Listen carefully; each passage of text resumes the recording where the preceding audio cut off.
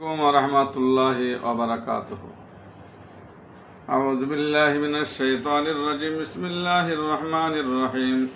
আল্লাহুম্মা সাল্লি আলা সাইয়্যিদিনা ওয়া নাবিয়িনা ওয়া শাফিয়িনা ওয়া হাবিবিনা মাওলানা মুহাম্মাদ ওয়া আলা আলিহি ওয়া আসহাবিহি ওয়া বারিক ওয়া সাল্লিম। আলহামদুলিল্লাহ, সমস্ত তারিফ ও প্রশংসা সেই মহান আল্লাহ তাআলার জন্য। তারপরে আল্লাহ তাআলা যে নবীজির উসিলায় আমাদেরকে বিশ্বজগতে পাঠিয়েছেন, সে নবীজির উপরে শত কোটি দরুদ ও সালাম বর্ষিত হোক। সকলে বলেন যে আল্লাহুম্মা আমিন। সাল্লাল্লাহু আলাইহি ওয়াসাল্লাম। অন্যান্য নবী আলাইহিস সালাম গণেরা আমাদের নবীজির উম্মত হওয়ার জন্য দোয়া করেছিলেন। আমরা দোয়া না করলেও তিনি যে আমাদেরকে মেহেরবানি করে এই নবীজির উম্মত করে পাঠিয়েছেন, সেজন্য আল্লাহর কাছে শুকরিয়া আদায় করি। বলেন আলহামদুলিল্লাহ। আমরা যে নবীজির উসিলায় দুনিয়াতে এসেছি, যে নবীজির উসিলায় যা কিছু দেখেছি, দেখছি, দেখব, সে নবীজির উসিলায় সমস্ত কিছু আল্লাহ সৃষ্টি করেছেন। সেই নবীজি, বিশ্ব নবীজির জীবনে আলোচনা করছে। আপনারা সকলেই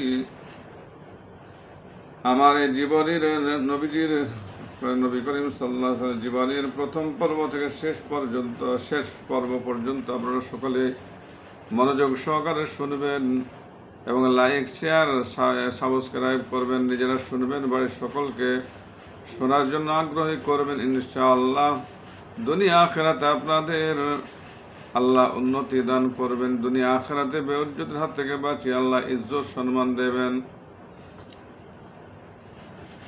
আজকে 19 নম্বর পর্ব আলোচনা করব। পাথরের আঘাতে আঘাতে রাসূলুল্লাহ সাল্লাল্লাহু আলাইহি ওয়াসাল্লাম যখন অবসন্ন হয়ে বসে পড়তেন, তখন জালেমেরা দুই বাহু ধরে তাকে দাঁড় করিয়ে দিত। তিনি চলতে শুরু করলে আবার পাথর নিক্ষেপ শুরু করত। এহেন অমানবিক অত্যাচার উৎপীড়নে ও রাসূলুল্লাহ সাল্লাল্লাহু আলাইহি ওয়াসাল্লামের হৃদয় মন কিছুমাত্র দমিত হয় নাই। তিনি 10 দিন পর্যন্ত তায়েফে ঘুরে বেড়ান। সর্বসাধারণ মানুষকে আল্লাহর নামে, আল্লাহর প্রতি আহ্বান জানাতে থাকেন। পাষণ্ডদের অত্যাচার, নির্যাতন এবং পাথর নিক্ষেপে রাসূলুল্লাহ সাল্লাল্লাহু আলাইহি ওয়াসাল্লাম জীবন সংশয় দেখা দেয়। তিনি যখন মক্কা অভিমুখে ফেরার সিদ্ধান্ত নেন, তখন পাষণ্ড নরাধমদের অত্যাচার ভীষণতর আকার ধারণ করে। আঘাতে আঘাতে তিনি অচেতন হয়ে পড়েন। সমগ্র শরীর থেকে শরিত ধারা প্রবাহিত হতে থাকলো। এ অবস্থায় যায়েদ বিন হারেসা রাসূলুল্লাহ সাল্লাল্লাহু আলাইহি ওয়াসাল্লামকে কাঁধে বয়ে দ্রুত তায়েফ নগরীর সীমা অতিক্রম করেন। প্রতিবার সে মক্কাবাসী দুই সহোদর ও উতবা ও সাইবার প্রাচীর বেষ্টিত আঙ্গুর বাগান ছিল। তিনি রাসূলুল্লাহ সাল্লাল্লাহু আলাইহি সাল্লামকে তথায় এনে তোলেন। এখানে রেখে যায়েদ তার সেবা শুশ্রূষা করতে থাকেন। এতে তিনি কিছুটা সুস্থ হয়ে ওঠেন। জুবাইর বিন মুতঈমের অভয়দান, হযরতের মক্কায় প্রত্যাবর্তন, তায়েফে ভীষণ অত্যাচারিত হবার পর যায়েদ বিন হারেসা রাসূলুল্লাহ সাল্লাল্লাহু আলাইহি ওয়াসাল্লামকে এনে উতবা ও সাইবা ভ্রাতৃদ্বয়ের আঙ্গুর বাগানে তোলেন এবং এখানে রেখে সেবা শুশ্রূষা করতে থাকেন। এতে তিনি কিছুটা চলত শক্তি ফিরে পান এবং মক্কাভিমুখে রওনা করেন। অত্যাচার, নির্যাতন কবলিত দেহে দীর্ঘ 60-70 মাইল পথ অতিক্রম করত। রাসূলুল্লাহ সাল্লাল্লাহু আলাইহি ওয়াসাল্লাম মক্কার নিকটস্থ নাখারায় উপনীত হয়ে কিছুদিন বিশ্রাম গ্রহণ করেন। অবশ্য এছাড়া উপায়ান্তর ছিল না, কেননা মক্কাবাসীর ভীষণ অত্যাচারে তায়েফবাসীর সহযোগিতা লাভের আশায় তিনি তথায় গমন করেছিলেন, কিন্তু কি রকম সহযোগিতা পাওয়া গেছে তা পাঠক অপরলিখিত আলোচনায় সম্যক ও হৃদয়ঙ্গম করেছেন। রাসূলুল্লাহ সাল্লাল্লাহু আলাইহি সাল্লাম মক্কা নগরে প্রবেশ করতে চাইলে হযরত যায়েদ ইবনে হারেসা রাদিয়াল্লাহু তাআলা আনহু সেখানে বিরাজমান পরিস্থিতির কথা স্মরণ করিয়ে বলেন, একটা প্রতিবিধান না করে নগরে প্রবেশ করা সঙ্গত হবে না। তিনি যায়েদের কথা অত্যন্ত যুক্তিসঙ্গত বলে মনে করলেন এবং মক্কা নগরে প্রবেশের পূর্বেই একটা প্রতিবিধান ব্যবস্থা করার জন্য নাখলায় থেকে যান। মক্কায় কোনো নেতৃস্থানীয় ব্যক্তি রাসূলুল্লাহ সাল্লাল্লাহু আলাইহি সাল্লামকে আশ্রয় দিতে সম্মত আছেন কিনা তা জানার জন্য তিনি মক্কা শরীফে লোক প্রেরণ করেন। পর 2 জন আশ্রয় দানের অনুরোধ প্রত্যাখ্যান করলে জুবাইর ইবনে মুতঈমের নিকট দূত পাঠানো হয়। তিনি রাসূলুল্লাহ সাল্লাল্লাহু আলাইহি সাল্লামের অনুরোধে সাড়া দিয়ে লোক মারফত তাকে মক্কায় প্রবেশের আহ্বান জানান। অপরদিকে গোত্রের সব সমর্থ পুরুষকে অস্ত্রশস্ত্র সজ্জিত হবার নির্দেশ প্রদান করেন। তারা সবাই সশস্ত্র হয়ে আসলে স্বয়ং অশ্ব পৃষ্ঠ আরোহণ করে তাদের অগ্রে গমন করেন। মহাত্মা জুবাইরের সশস্ত্র সেনাদল কাবা শরীফের নিকট অপহৃত হয়। এ সময় কুরাইশেরাও কাবা শরীফের নিকট সমবেত হয়েছিল। মুতঈম দীর্ঘ বাহু ঊর্ধ্বে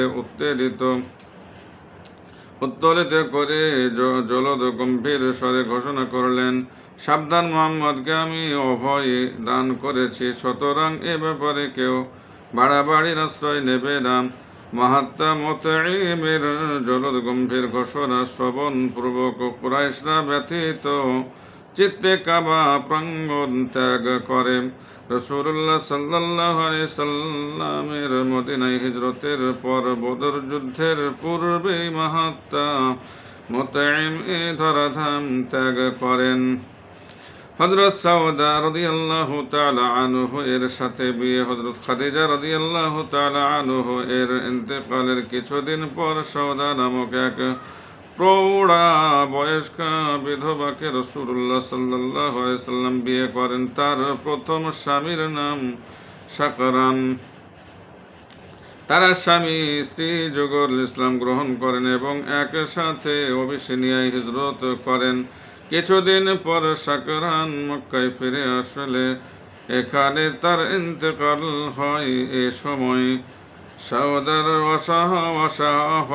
অসহায়ত্ব যে কি রূপ পরিগ্রহ করতে পারে তা সহজে অনুমে রাসূলুল্লাহ সাল্লাল্লাহু আলাইহি সাল্লাম তাকে স্ত্রীরূপে বরণ করে তার অসহায়ত্বের প্রতিবিধান করেন।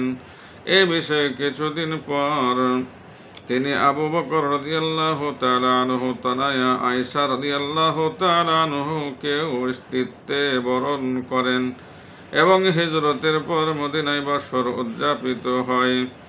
দীর্ঘ সাধনার ফল বিভিন্ন ব্যক্তি ও গোত্রের ইসলাম গ্রহণ। রাসূলুল্লাহ সাল্লাল্লাহু আলাইহি সাল্লাম মক্কাবাসী কুরাইশদের ইসলাম গ্রহণ বা সহযোগিতা সম্পর্কে হতাশ নিরাশ হয়ে অন্যান্য গোত্র সম্প্রদায়ের প্রতি দৃষ্টি দেন এবং তাদের মাঝে ইসলাম প্রচারে মনোনিবেশ করেন। এজন্য তিনি প্রথমে মক্কার উপকণ্ঠে বসবাসরত বনু বকর ও বনু কাহতারের নিকট ইসলামের দাওয়াত উত্থাপন করেন, কিন্তু কোনো ফল হয় নাই।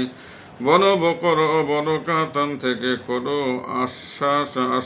আশাব্যঞ্জক সাড়া না পেয়ে তিনি বনি সকিফ ও বনি হাওয়াযিনকে আল্লাহর পথে আহ্বানের উদ্দেশ্যে তায়েফ গমন করেন। তায়েফে তিনি কিরূপ অত্যাচারিত অত্যাচারিত নির্যাতিত হয়েছেন তা পূর্বে আলোচিত হয়েছে। বিভিন্ন গোত্র ও ব্যক্তির নিকট রাসূলুল্লাহ সাল্লাল্লাহু আলাইহি ওয়াসাল্লাম ইসলাম প্রচারের তাৎক্ষণিক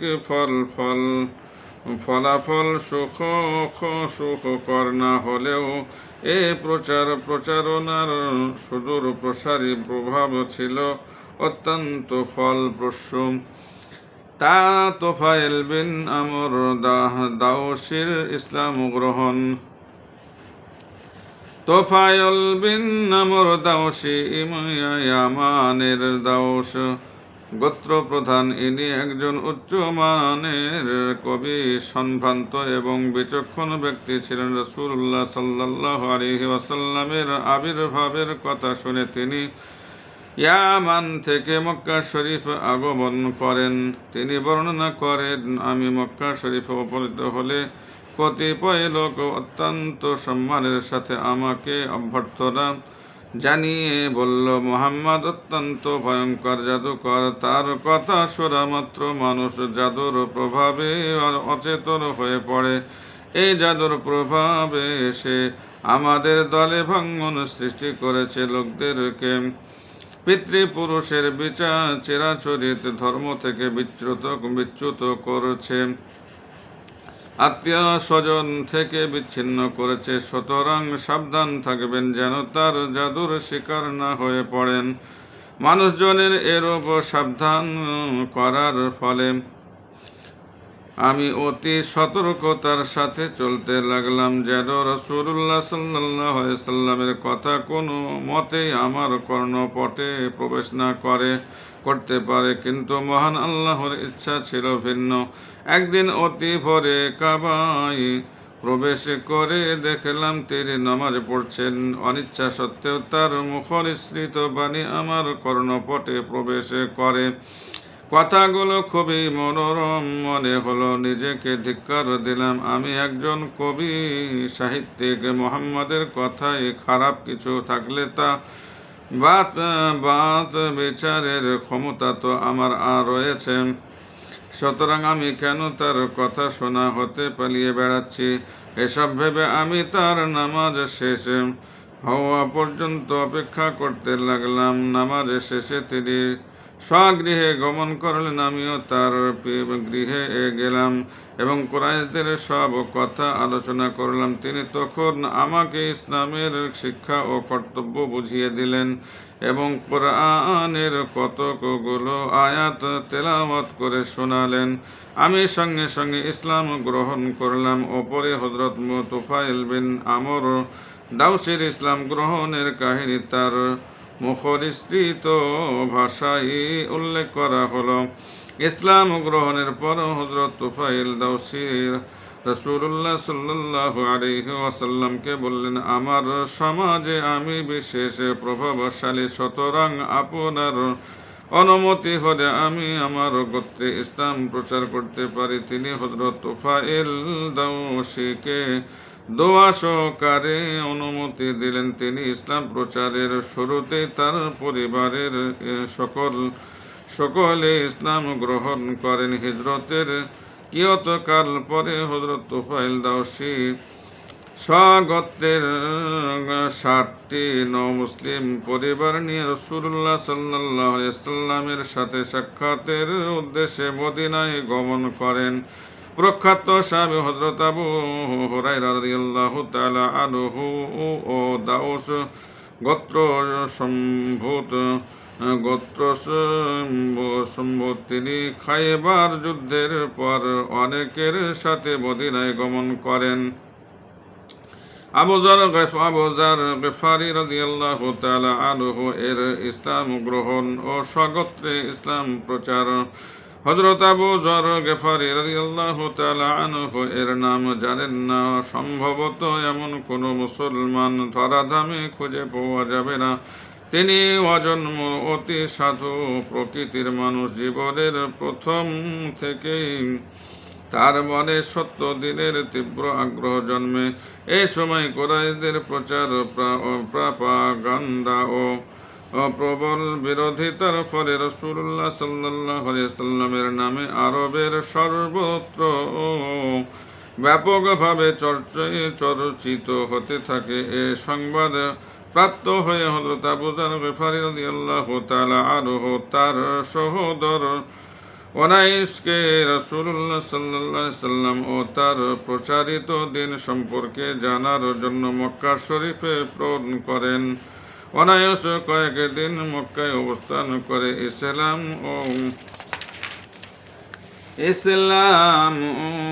ইসলামের নবী সম্পর্কে ভালোভাবে অবহিত হয়ে ভ্রাতাকে জানালেন।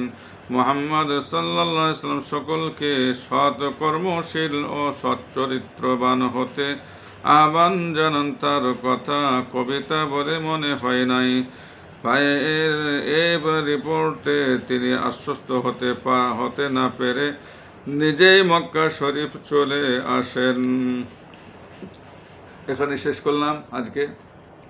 আমার জন্য আপনারা দোয়া করবেন, আমি আপনাদের সকলের জন্য দোয়া চাই। আসসালামু আলাইকুম ওয়া রাহমাতুল্লাহি ওয়া বারাকাতুহু।